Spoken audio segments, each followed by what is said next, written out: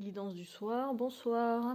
Allez, 22h22, je me connecte au guide de lumière pour vous transmettre le message du jour.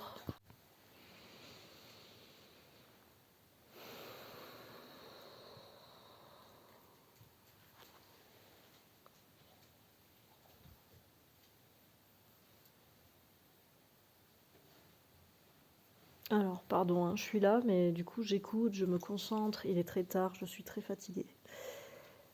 Donc, vous voyez aussi, pour ceux qui se demandent parfois comment on reçoit des messages, on m'a encore dit aujourd'hui en présentiel à quelqu'un, j'aimerais recevoir les messages, capter les guides, tout ça. Ça demande ça, là, par exemple. Un lâcher-prise, une observation. Des fois, j'entends d'un coup, et puis des fois, j'entends pas, et des fois, ça vient plus tard. Et quoi qu'il en soit, faut pas avoir d'attente, en fait, faut être complètement neutre et détaché de tout résultat, quoi. Donc ceux qui ont envie d'entendre les guides, recevoir les messages de leurs anges, de leurs animaux, tout ça, ça commence déjà par ça aussi. C'est un chemin à l'intérieur de soi. C'est un chemin de connaissance de soi pour ensuite être capable de déterminer dans tout ce qu'on capte ce qui nous appartient, ce qui ne nous appartient pas, et du coup ce qui appartient à l'énergie qu'on veut capter. Donc là par exemple ici les guides de lumière, mais ça peut être les animaux quand c'est la communication animale, ça peut être les défunts, ça peut être plein de choses. Les êtres de la nature, les anges, etc. Donc pour capter ça de manière juste et précise, il s'agit déjà de savoir où on se situe soi-même. C'est-à-dire émotionnellement, comment je suis, mentalement, comment ça se passe, est-ce que je suis vraiment ancrée, c'est-à-dire est-ce que je suis vraiment présent dans ce corps, est-ce que j'ai des pensées qui viennent ou pas, etc. Enfin, c'est vraiment tout un chemin et tout un travail, quoi. Et ça demande aussi un alignement parfait, bon, c'est-à-dire si on veut transmettre une canalisation de qualité. Et cet alignement parfait, il va avec la réponse parfaite à vos besoins qui vous sont propres. C'est-à-dire que chacun a ses besoins propres. Il y en a qui sont plutôt du matin, d'autres plutôt du soir. Moi, par exemple, je suis plutôt du matin. Donc, quand je fais les guidances le soir, là, ça me demande encore plus d'efforts, de concentration, etc., par exemple, que quand je les fais le matin. Et il y en a qui auront besoin de manger de telle manière, d'autres d'une autre manière. Enfin, tout ça, en fait, vraiment, je ne sais pas pourquoi je vous parle de ça, peut-être parce que j'ai eu la conversation aujourd'hui avec quelqu'un en présentiel dans la vraie vie, là, mais c'est pas quelque chose qui s'apprend, c'est pas quelque chose qu'on fait en formation, c'est pas quelque chose qu'on fait en stage.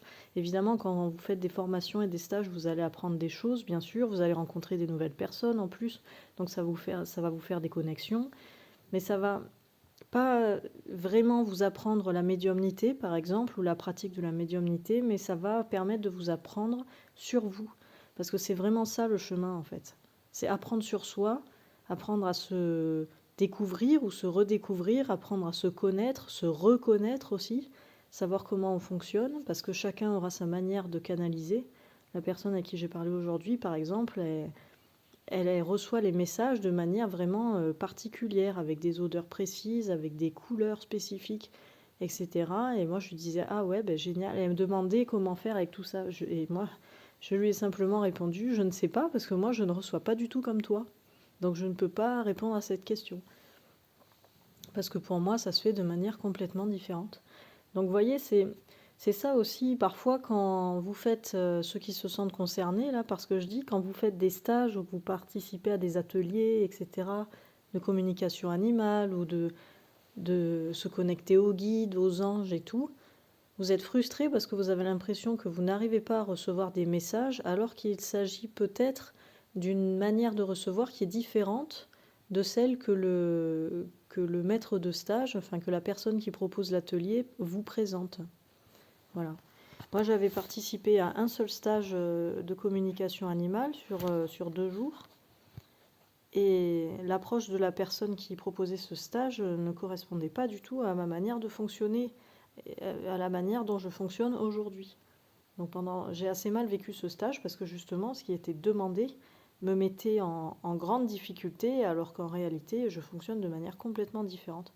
Et ça, alors, moi, j'avais pas pour objectif, par exemple, d'atteindre, enfin de faire de la médiumnité, de la communication animale et tout ça, c'était plutôt l'objectif inverse. Moi, j'étais allée à ce stage pour apprendre à arrêter d'être médium. C'est mon parcours de vie, moi, c'est surtout ça. Ça a surtout été d'amoindrir le plus possible mes capacités, mes facultés de réception et de perception et de réception des messages. Mais il n'empêche que du coup, j'ai très mal vécu ce stage parce que ce qui était proposé était très précis et ça ne concernait pas tout le monde, quoi. Donc il peut y avoir des frustrations des fois à ce niveau-là et sachez que vous avez votre propre manière de recevoir les messages subtils, on va dire, donc les messages de l'invisible. Et de ce fait, vous avez aussi votre propre manière de fonctionner en vous-même et avec vous-même.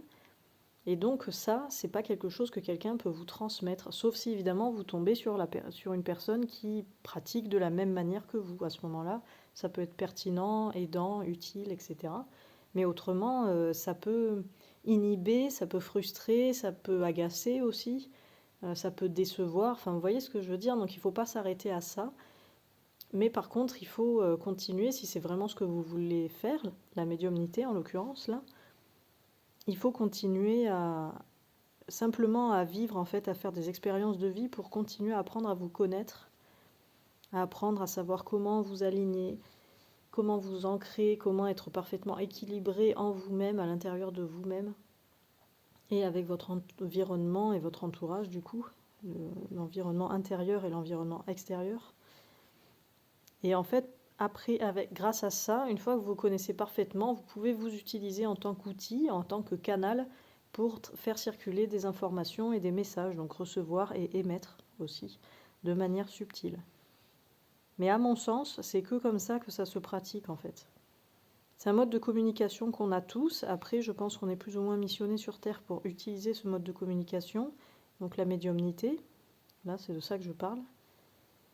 Ensuite, c'est quelque chose qui se travaille. Et puis, des fois, il y a des gens, ils vont s'acharner toute leur vie à vouloir être médium, être médium, être médium. Si la démarche n'est pas juste, il y a de fortes chances que ça ne marche pas. Ou alors, c'est parce que vous avez autre chose à faire dans votre vie, etc., etc. Il y a des blocages qu'il faut libérer. Voilà. Mais en tout cas, c'est un sujet intéressant. C'est aussi intéressant de se poser la question pourquoi je veux être absolument médium, par exemple. Quand il y en a qui devraient être médiums et qui font tout pour ne pas l'être. Ça, c'est mon cas, par exemple. C'est intéressant de se poser ce genre de questions aussi sur le parcours de vie. Enfin voilà, c'était la non-guidance du soir, du coup, puisque là, c'était pas vraiment une guidance, c'était plutôt un partage d'expérience. Il est très tard, demain je pense qu'il sera très tard aussi. Vraiment, je suis désolée, mais là, ma priorité en ce moment, c'est ma vie dans la matière, là, c'est la vraie vie. La vie concrète avec voilà, la vie sur place, quoi, on va dire la vie en présentiel. Donc je fais au mieux pour maintenir les guidances journalières, quotidiennes. Mais il y a des fois, comme aujourd'hui, où j'étais en stage toute la journée dans un lieu où je n'avais pas de réseau, où mon téléphone ne passait pas. Donc voilà, je suis rentrée très tard et du coup c'est que maintenant que je vous envoie tout ça. Donc j'espère que vous avez passé un bon week-end, que vous avez bien profité malgré la météo passablement humide, on va dire, là où je suis en tout cas. Et que vous passerez une bonne semaine. Voilà, je vous dis à demain, à pas d'heure, pour la guidance suivante. Salut!